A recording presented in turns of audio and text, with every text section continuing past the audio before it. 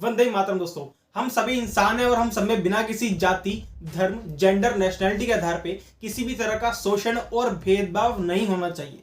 ये मेरी टैगलाइन नहीं है, लेकिन ये टैगलाइन है दुनिया के मानवाधिकार आयोग की। यही बात कहते हुए आज पूरा world international human rights day यानी अंतर्राष्ट्रीय मानवाधिकार दिवस मना रहा है।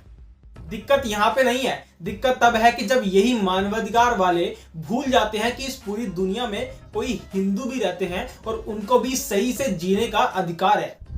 यूनाइटेड नेशन ने 1950 में 10 दिसंबर को इंटरनेशनल ह्यूमन राइट्स डे घोषित किया था, जिसका मोटिव यह था कि विश्व में हर किसी को अपने ह्यूमन राइट्स के बारे में जागरूक करना है और किसी का भी शोषण ना होने दे। फिर चाहे इंसान किसी भी नस्ल का हो, जाति का हो, धर्म का हो, जेंडर का हो, राष्ट्रीयता का हो या फिर कहीं से भी हो। ये जितनी अच्छी बात सुनने में लगती है, असलियत में इससे बड़ा स्कैम कुछ है नहीं। मैं दूसरे देशों की बात तो क्या करूं, भारत में ही आए दिन हिंदुओं के साथ क्या क्या हो रहा है ये इनको दिखता नहीं है। अभी कुछ ही दिन पहले की बात कर रहा हूं, जब आफ्ताब और श्रद्धा वाला केस हुआ था, जिसमें आफ्ताब ने श्रद्धा को मार के उसके 35 टुकड़े कर दिए और 6 महीने तक दिल्ली के अलग अलग इलाके में उसको फेंकता रहा। और अभी जब उसका नार्को टेस्ट हुआ था, उससे बयानबाजी की गई थी, तो उसका ये बयान सामने आया था कि मुझे अगर फांसी भी मिलेगी तो मुझे उसका डर नहीं है, क्योंकि मुझे जन्नत में हूर मिलेगी। इस तरह के मुद्दों पे मानवाधिकार वाले कहाँ चले जाते हैं। सब लोग चुप थे, क्यों? क्योंकि लड़की हिंदू थी और हिंदू के मानवाधिकार थोड़ी होते हैं। और ये कोई एक केस की बात नहीं है। उदयपुर केस में दिन दहाड़े गला काट दिया गया था, उसकी वीडियो तक बनाई गई थी। फिर दिल्ली के राहुल नाम के लड़के का मर्डर क्यों ना हो, और रिंकू शर्मा का मर्डर, जिसका मर्डर सिर्फ इसलिए हुआ था क्योंकि वो जय श्री राम का नारा लगा रहा था। या अंकित शर्मा हो, जिनको मार के नाले में फेंक दिया गया था। हर समय में ये सब केसेस होते रहते हैं। ये केसेस सिर्फ भारत के अंदर के बता रहा हूँ, और वो भी बहुत चुनिंदा बता रहा हूँ। लेकिन मानवाधिकार को ये सब दिखता ही नहीं है, जैसे कि हम इस दुनिया में रहते ही ना हो, एग्जिस्ट ही नहीं करता हो।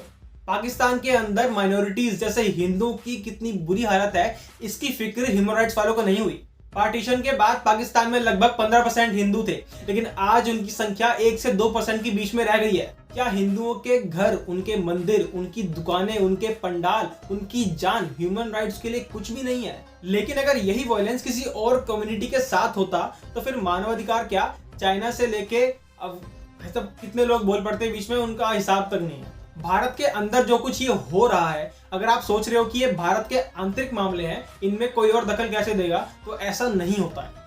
जो इंटरनेशनल ह्यूमन राइट्स कमीशन है, वो पूरे दुनिया में काम करता है और उनकी ये जिम्मेदारी होती है कि वो किसी का भी शोषण ना होने दें। अब इसमें एक पॉइंट ये आ सकता है कि भारत के जो आंतरिक मामले हैं, वो हो सकता है उन तक पहुंचते ही ना हो, उनको पता ही ना चलता हो।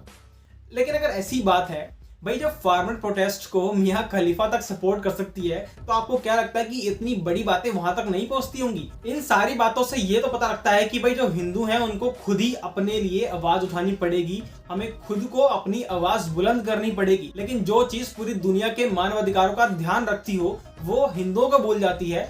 ये चीज भी तो गलत है ना, और हमें ये चीज दूसरों को बतानी भी तो पड़ेगी ना।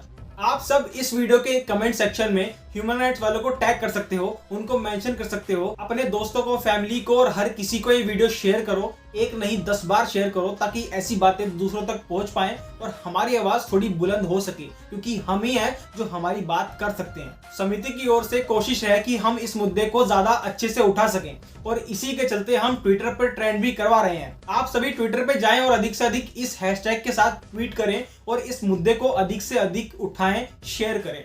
हमें फॉलो करना मत भूलिएगा। मिलते हैं जल्दी अगली वीडियो में। जय हिंद, वंदे मातरम, जय श्री राम।